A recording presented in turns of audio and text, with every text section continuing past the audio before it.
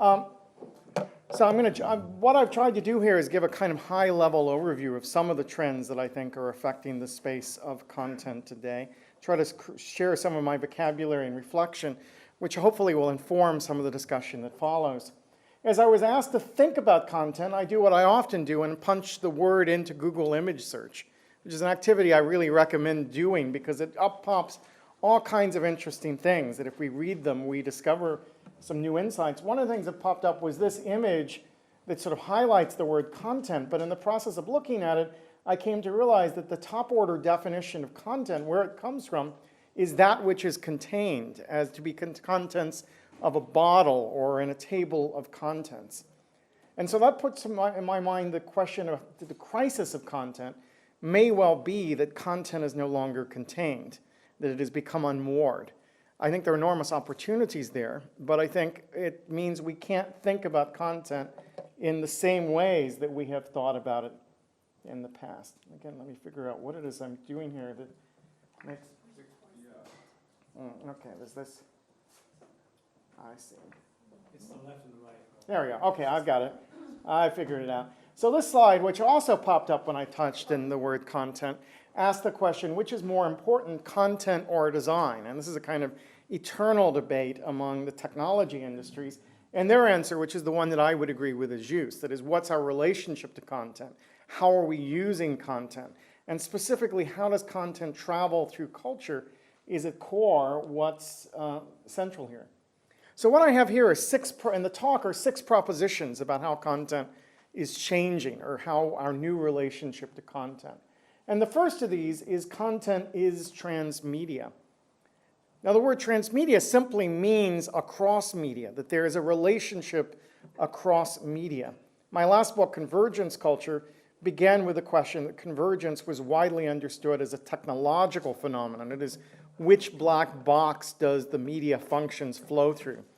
And today the winner might well be the iPad or some equivalent tablet technology, but also the iPhone in which all of the media functions flow. I argue that we should think culturally about convergence as the flow of content across media platforms, but in an integrated or systematic or sustained way. And what I described as transmedia were particular modes of storytelling which exploited the resources of both old and new media, or the relationship between old and new media. So Hunger Games might be an interesting example of this phenomenon. Hunger Games, of course, was a book, and the content traveled into film in a way that we could describe throughout the history of motion pictures as a simple adaptation. But before the film opens, there's this online campaign around Hunger Games, which takes its core metaphor, that is of the districts, the competitions, the sponsors, and uses that to solicit the participation and activity of fans and consumers. So basically, they're trying to get the fans to tweet about the release of this game by unlocking content city by city, depending on how many people in that city participate. So the metaphor they use is your district unlocked? That is, do you have access? If your district shows a certain level of activity, then, in fact, the sponsors will kick in and give you rewards. And so it takes the metaphors of the story and uses them to encourage us as influencers to become part of the social media campaign around the film. This is a piece of content that's traveled pretty far and wide over the last 3 or 4 months. It's a TED Talk from 2023.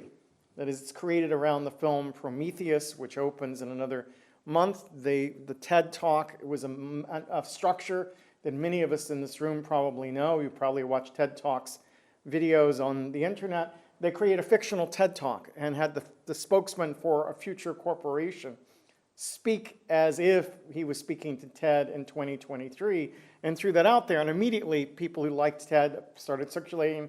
It's a cool idea. It becomes part of the story. And it's one of a number of videos that the promoters of Prometheus have circulated in advance of the film's release, helping to flesh out our understanding of the story, the world, the sort of what the situation is in this particular film. So that precedes the release of a film. Here we see some of the comic books that follow from the release of a television series. So Supernatural, Buffy the Vampire Slayer, and Ghost Whisperer, 3 American shows, have moved into comics at various points in the run of the series. Buffy, most notably, created an 8th series. There were 7 run series, 7 television-based series around Buffy. The 8th series was comics, and they simply moved the viewership from television into comics, and they engaged with that. Many of the fans crossed over and read the comics as a continuation of the series. So all of this could be described as what I talk about in convergence culture as transmedia storytelling, which is a process where integral elements of a fiction get dispersed systematically across multiple delivery channels for the purposes of creating a unified and coordinated entertainment experience. Ideally, each medium makes its own unique contribution to the unfolding of the story. So the words in color there are the kind of keywords that it's about systematic spread or dispersal of pieces of information across multiple delivery channels. So the web, comics, film, television, printed books, physical live presentations in various parts of the world. That's coordinated and unified. It's not just, transmedia is not just, I have a television show and I put it on Hulu and the same episodes that is on the air is on Hulu. That may cross media, but it's not about a new content and it's something new emerging around that. And it's not about expanding outward the story as it touches other media. And that's where this idea of unique contribution comes into play. In the United States, transmedia has become the buzzword that the entertainment industry is talking about right now. The Producers Guild of America created a transmedia producer job category. Many programs are creating transmedia departments. There's an enormous interest in how we build content in such a way that it moves across platforms. This is actually not a brand new idea. I always think of L. Frank Baum, the creator of Wizard of Oz, as the father of modern transmedia. Many of us think of The Wizard of Oz as a 2-hour movie starring Judy Garland, as a simple story beginning, middle, and end. In fact, Baum wrote more than 20 novels set in the world of Oz. And beyond that also had theater presentations that extended those stories and reimagined those characters, created a series of both short and feature-length films under his own production company, which added more layers to the Oz stories. There were at one time rival comic strips, one by Baum and one by Dinslow, his illustrator, extending the characters in the world of Oz out in a variety of directions. And to coordinate it all, L. Frank Baum himself toured on vaudeville in the music hall in the UK, lecturing as the royal geographer of Oz. So he saw Oz not as a story, or even a story system, but as a world, and a world that could be explored through many stories focused around many different characters across many different media. And that's the really modern idea of transmedia. What we've added to that mix is network consumption. That is, how people are consuming stories, how they're engaging with stories changes in a culture where we have networked computing. This is Kim Moses, the producer of a show called Ghost Whisperer. She's one of a number of content creators in the United States who increasingly sees audience building as a central part of their jobs. So she had a show that was aimed at teenagers and was going to air at 9 p.m. on Friday night, which is typical date night in the United States. And she looked at the history and showed that almost every show that had debuted in that time slot had lasted less than a season, and said, how do I get this to the point that I can go into syndication? How do I produce 4 to 5 series of this program in order to get to the point where it's lucrative to sell off the episodes? And she said, I've got to build my audience. And so she used transmedia and fan participation to create opportunities around the show so that people felt more deeply invested in the content. Then the result was she created a show that lasted 5 seasons. And so she met her goal. And she calls this 360 engagement, but it's really what we call transmedia. That's at the heart of her strategy. There's been a shift in how transmedia is understood from world building or story building to, with Glee, increasingly performance at the center of Glee. You can imagine them taking the story of this high school and telling it across multiple media, but really they've taken the songs from Glee and played them out across multiple media. And it becomes a driver of the music industry to the point that the Glee cast now have more #1 hits in the United States than either Elvis or the Beatles. Kind of extraordinary accomplishment for 2 years of a television production, right? It's reshaped the landscape of music. And it's done it through commercial releases, but what we see here are grassroots appropriations of Glee on YouTube. These are people lip syncing or karaokeing versions or doing animated music videos for versions of the songs. And all of that exists on YouTube. We can assume that the producers of Glee could, if they wanted, have shut that stuff down, sent out a cease and desist letter. Many companies have done that. They've chosen not to. And we have to see that's a moment where participation has been the central value of their strategy. That is, allowing people to sing the songs of Glee and share what they do with each other creates a sense of value around that content, which is part of what's driven the sales of those songs. All right, my second big idea, content's participatory. So by participatory, I mean people are given things to do. People are engaged in grassroots ways with the content of media. So what we're seeing here are people stenciling Spider-Man's logo for the new movie onto walls all across the United States. Right? Now, this is a curious moment because the commercial producers of Spider-Man authorized this, right? They gave kits and encouraged people to do things with their content in advance of the campaign.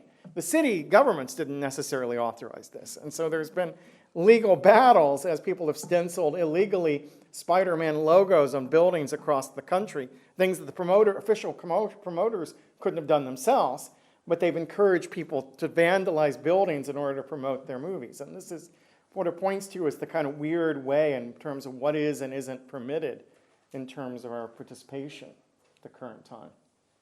Now, this is a good example of a looser sense of participatory culture. This is the Wikipedia page for the concept of fan fiction. So Wikipedia itself is a kind of participatory culture that is the development of an encyclopedia through grassroots contributions. It uses principles of collective intelligence, people building on each other's knowledge and pooling knowledge to create something bigger than any individual could do, and a kind of large-scale project. Fan fiction is a different kind of participatory culture where fans are taking the stories of their favorite TV shows, films, or comics and extending them through the grassroots storytelling, writing original short stories and novels around hundreds, if not thousands, of different media franchises around the world, and distributing primarily through the internet. So here we see one layer of participatory culture commenting on another. So here's what I mean by participatory culture. And this is from a white paper I wrote for the MacArthur Foundation on youth and new media. I describe participatory cultures as having relatively low barriers for engagement and participation, having strong support for sharing creations with each other, having an informal mentorship, typically where more experienced participants help newer participants learn, and I'm carefully trying to avoid age there because it's sometimes young to old rather than old to young, the layers in which learning is taking place. The members believe their contributions matter and they care about each other's opinions of themselves and their work. And that could be a description of gamer communities, fan communities, Wikipedia, a whole range of things that are defining the current digital moment. And I write there, not every member must contribute, but all must believe they're free to contribute when ready, and that what they contribute will be appropriately valued. By the way, this is an example of participatory culture, because like I said, I like to punch words into the Google image search, so I punched the word participatory culture, and the slide came up. Someone had made it somewhere else to explain my concepts in my white paper, and I looked at it and thought it's a better slide than I was going to make anyway, so I'll take their slide, incorporate it into my presentation.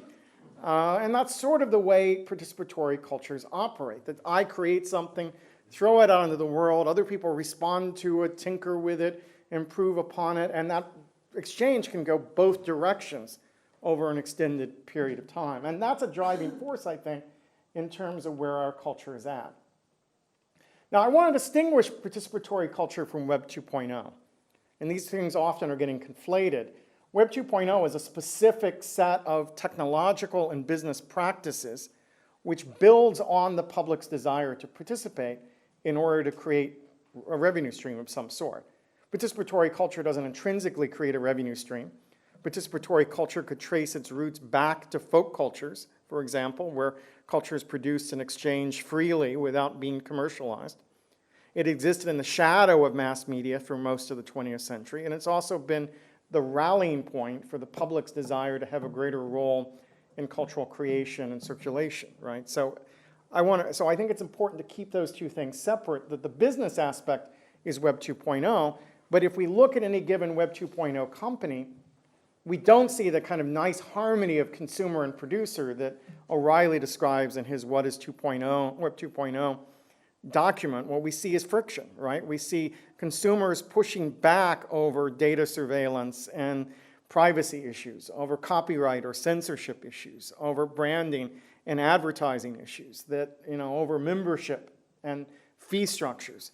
That in almost every case where we've empowered people to participate through Web 2.0 companies, there have been frictions between what the company wants to do to make money and what the public wants to do in order to participate and exchange culture with each other. And until we actually see them as separate forces, we may not fully understand where those frictions are coming from or be able to tease out the new relationships as they emerge. All right, third point, content is remixable.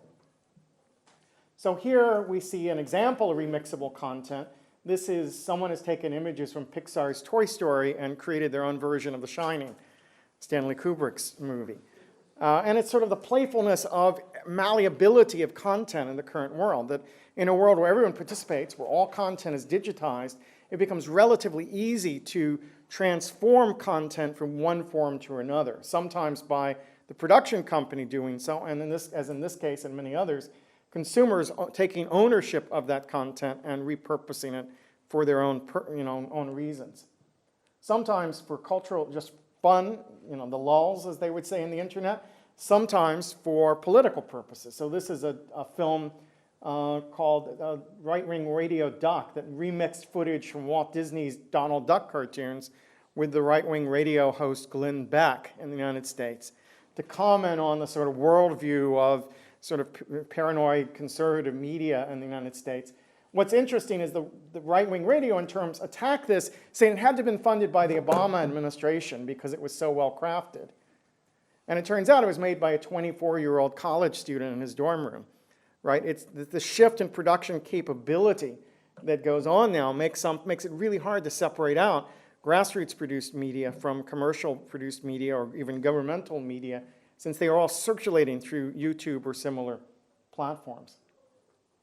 This is an example of how the political effect of this plays itself out. So this guy featured in all four of these images is Pepper Spray Cop. And Pepper Spray Cop was a University of California, Davis campus policeman who pepper sprayed a group of protesters from the Occupy movement that were sitting peacefully on the lawn of the university. Now, historically, this would have been a campus news story, maybe a local news story. It happened on Saturday. By Monday, there were 200 mashups of Pepper Spray Cop in a variety of situations. Some explicitly political, like the scene there of the sort of Lady Liberty. Some, old movies. This is Ben-Hur. Some sort of famous paintings of people peacefully gathering. But in that process of this video, these images being produced and circulated, the result was that many more people saw this image, and it became an icon now of the Occupy movement in the United States. Not by a single news coverage, but by the dispersal of that coverage across many different remixes that took place. And we can think of these as kind of the people's editorial cartoons, that just as the editorial cartoonist in the newspaper finds a memorable image to personify a set of current events and tries to fix them in the public imagination, these are a series of bids to do the same thing. And in fact, in this case, it's not a single image that people will remember, but the Pepper Spray Cop himself as he moves across all of these media platforms. So the fourth point is that content then is spreadable. That is, it circulates through the culture. And that's the focus of my upcoming book, Spreadable Media, which is coming out in January. And someone appropriated spreadable media as a concept and said, because everyone keeps saying spreadable media sounds like butter, sounds like jam, someone created this image that circulates on the internet that says spreading media preserves culture. So it plays on the word jam being and preserve meaning much the same thing. So let's think in terms of, and this is the sort of where it comes from. A white paper I and some of my graduate students wrote calls it Doesn't Spread, It's Dead, which is sort of intending to pit spreadability against stickiness. Stickiness being the idea you build something on the web and you attract eyeballs and you hold them there as long as you can and collect rents on it. Spreadability is a logic of circulation. That is, things gain value as they travel through the culture. So here's an example of a recent success of spreadable media. Many of you in the room will know Coney 2012, created by Invisible Children, a relatively small, relatively underknown nonprofit organization out of San Diego, California, that created this 30-minute video about a Ugandan warlord and child soldiering and so forth, threw it into circulation, and it had extraordinary success. So if you look at this, these are some of the so-called viral successes of the web: the wedding dance, evolution of the dance, Charlie bit my finger, dramatic gopher, David after the dentist, and probably most of you in this room know at least some of these videos on this list, which reached a critical mass over time. We get down to the other end, we see Old Spice, Susan Boyle, Cooney 2012. Now, what this chart shows us is how many days it took for each of these videos to reach 70 million views. So what we see is it took Susan Boyle video 7 days to get 70 million views. It took, by comparison, the wedding dance 589 days to reach 70 million views. And it took Cooney 2012 4 days to reach that level of visibility. By point of comparison, the highest rated show on American television gets about 40 million viewers in its peak episode. Hunger Games, which opened that same weekend, probably had 15 to 17 million viewers, depending on how we calculate from box office numbers to tickets. But either way, Cooney 2012 dwarfed the highest rated show on American television and the top grossing film in the US that year up until The Avengers, and over the 4 days that it opened. Now, talking to the people at San Diego, they say they expected about 500,000 views over about a 2-month period of time. They were completely and literally blown away, to the point of personal destruction, as some of you know what happened to Jason Russell as this video rolled out, by the sheer speed with which this stuff spread, not by broadcast media, but by network communication of people passing this along to other people. Again, Susan Boyle did much the same thing, right? In Susan Boyle's case, part of what's interesting is that it spread far faster than the commercial sector could keep up with. So even though Fremantle, the production company that did Britain's Got Talent, has commercial deals with American networks, once it became clear that Susan Boyle was interesting in the States, they had no way to move fast enough to put Britain's Got Talent on the air. You know, they couldn't put it on broadcast, they couldn't get it on the cable, they couldn't work the deal out with iTunes, they couldn't get the deal going with Hulu. In fact, the only place you could watch Britain's Got Talent in the US was through pirates, right? There was no legal means to watch this content if you became invested in that story. The speed of spread was far faster than the commercial sector's ability to keep up. Now, long term, they caught up. When the albums were released in the United States, it outsold Whitney Houston and a number of other major albums released that year. And they made a lot of money because the public had become so invested in Susan's success story that they were ready to support the release of the album, and became a big commercial success in the US without ever a commercial release of the TV content around it. But the grassroots circulation is what built it. Now, this is not, as the media likes to call it, viral media, right? I think viral media as a model is all about a loss of agency on the part of consumers. Here's Neil Stephenson, the science fiction writer, describing viral media in terms of we're all susceptible to the pull of viral ideas like mass hysteria, or a tune that gets in your head that you keep on humming all day until you spread it to someone else. No matter how smart we get, there's always this deep irrational part that makes us potential host for self-replicating information. So look at all the ways in which we are denied agency in this comment, that it's about susceptibility, mass hysteria, something trapped in our heads, it's irrational, we're host bodies for something that's self-replicating. In fact, Invisible Children built a strategy, used people who consciously chose to participate, they spread it because the content meant something to them. And they made decisions about which networks to send it to, which communities to spread it to, what messages to attach to it. So we're not going to get anywhere understanding this stuff if we describe it as viral, which is why we're arguing for spreadability. So the theory of spreadability is a theory of circulation. If we think about traditional models of media, they're based on distribution. That is, Fremantle made a decision, we're going to air Britain's Got Talent in the US, not in America.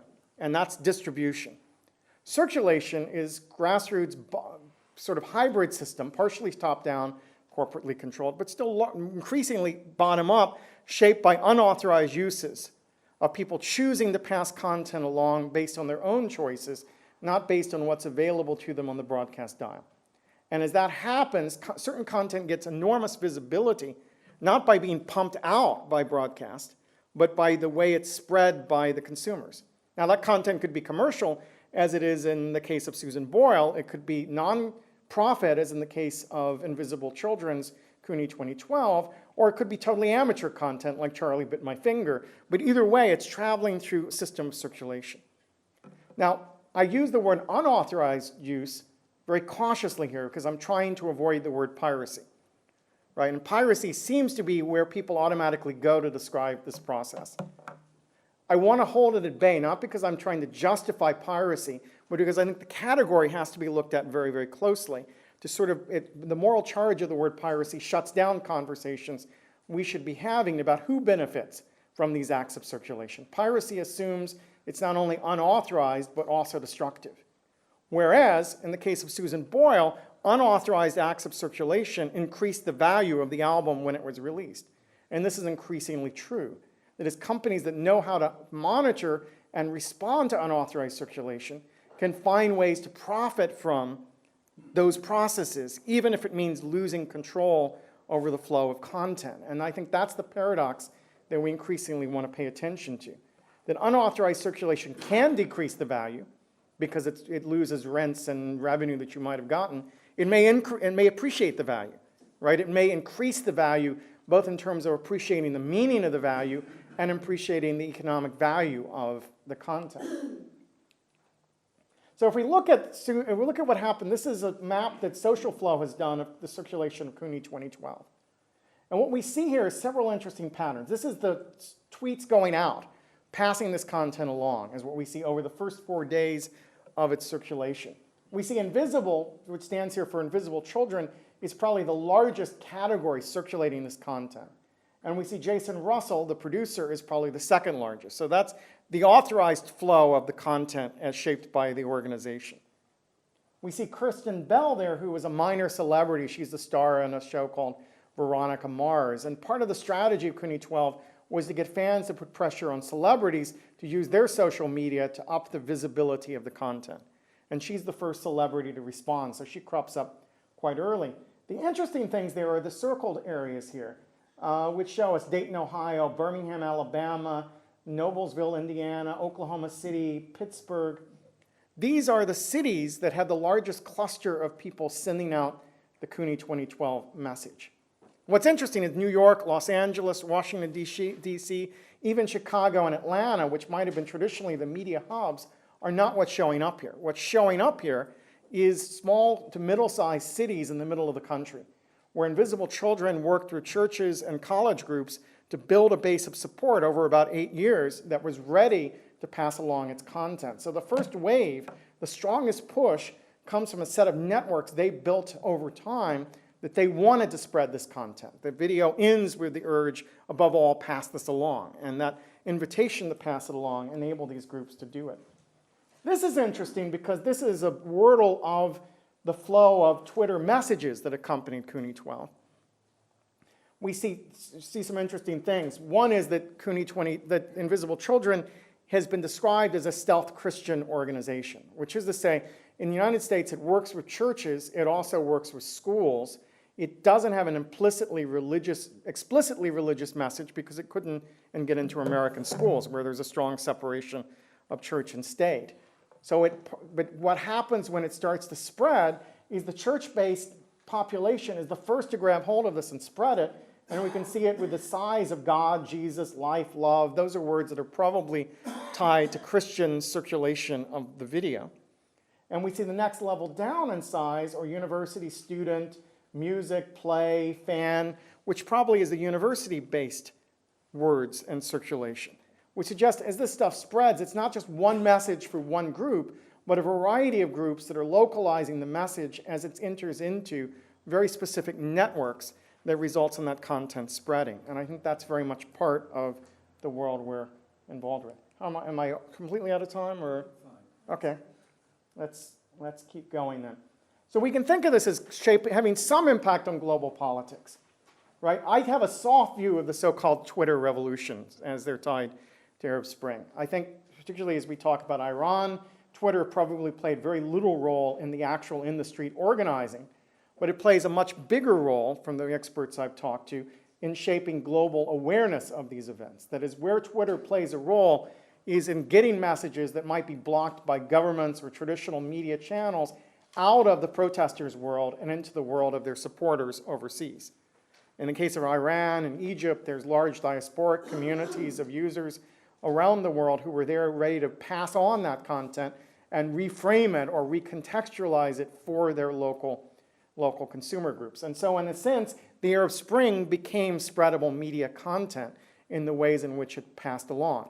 As that happened, at least in the United States, the message that went out was CNN failed, right? That the people were tweeting alongside spreading grassroots conversations from the streets of Tehran.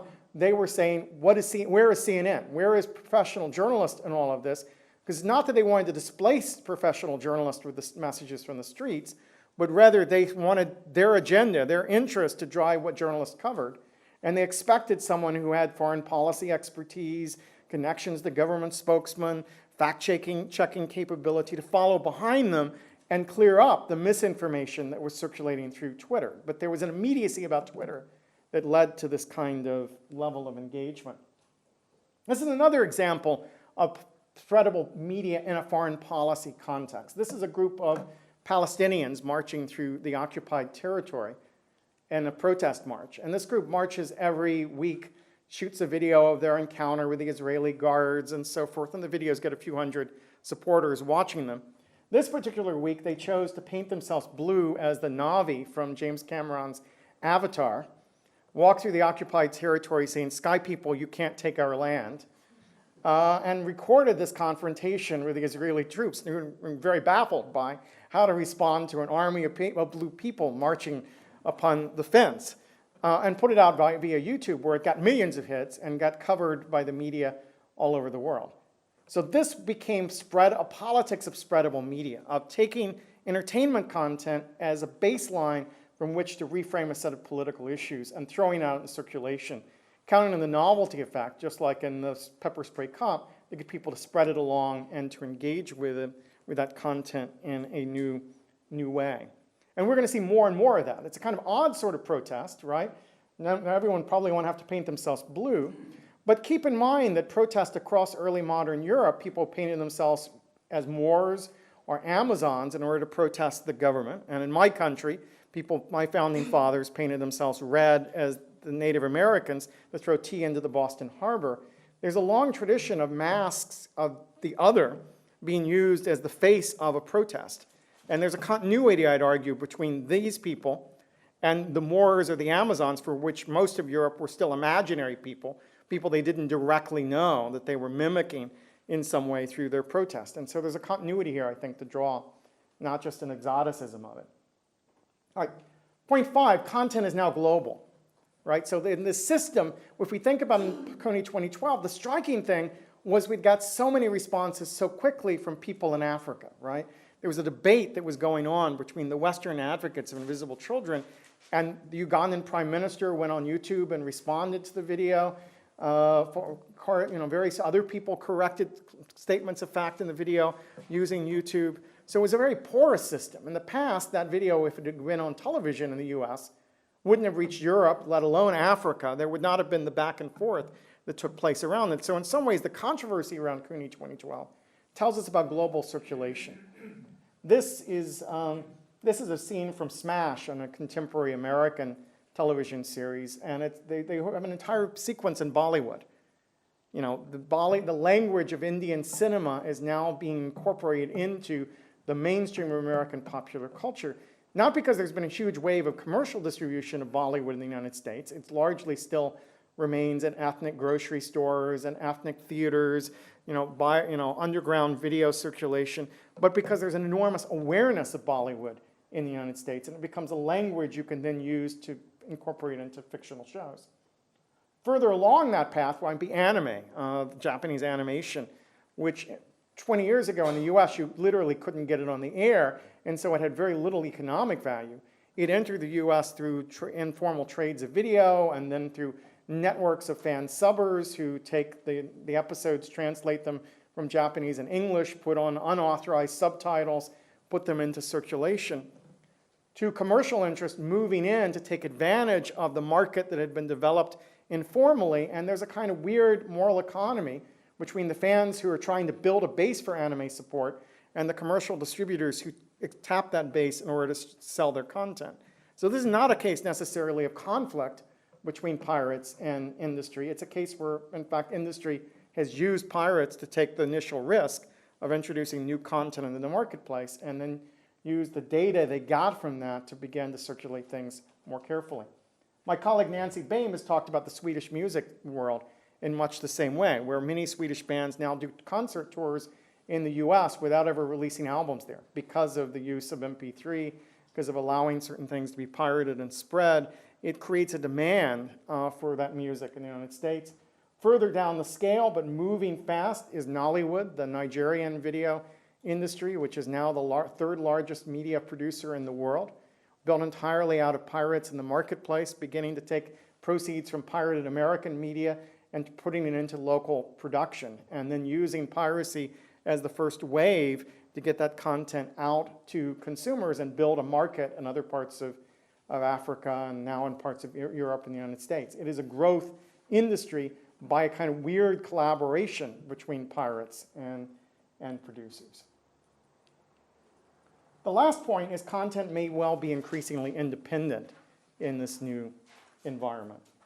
That is to say that while mass producers have certain advantages still that they will always have in terms of commanding top visibility, independent producers have more opportunities than ever before to get their films into circulation and get them in front of people.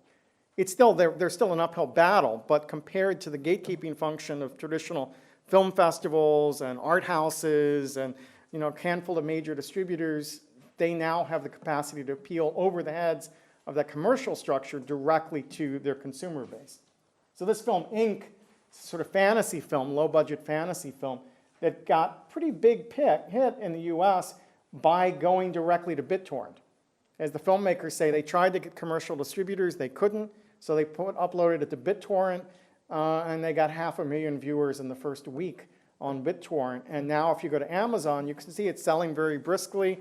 It has enormous support. And Amazon, they moved from illegal distribution to illegal circulation to legal distribution. And the result is that they've now, certainly not a huge success by any stretch, but a niche success as an independent film. This is another film that sort of had some impact here in Europe so far. It hasn't reached my country yet. But Iron Sky was produced heavily by a crowdsourcing, crowdfunding model where most of the cost of production and a large amount of the special effects were generated by the audience in collaboration with the producer. And that in turn built a niche base of support for this film before it was ever released. And there's sort of around the world, there are people who really want to see Iron Skies, this kind of space Nazis comedy that was produced. And I think we'll be hearing more about that model. In fact, if we look at the models of independent production and circulation today, there's a complete loop we could point to. So Kickstarter, in the US at least, has become a micro-funding entity, that people propose projects there directly to the public and say, would you like to invest a small amount now in realizing a project that you might like to consume later?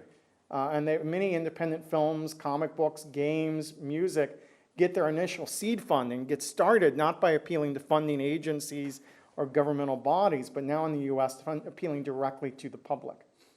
Lost Zombies is a crowdsourced film, which is to say that they put out a call on the internet, they wanted to make a zombie movie. They asked the public to provide shots. And so anyone with their camcorder shot the footage of zombies doing this. They described all the points they needed in their story, and they got all the shots from the public, and then they edited it together to create the finished film.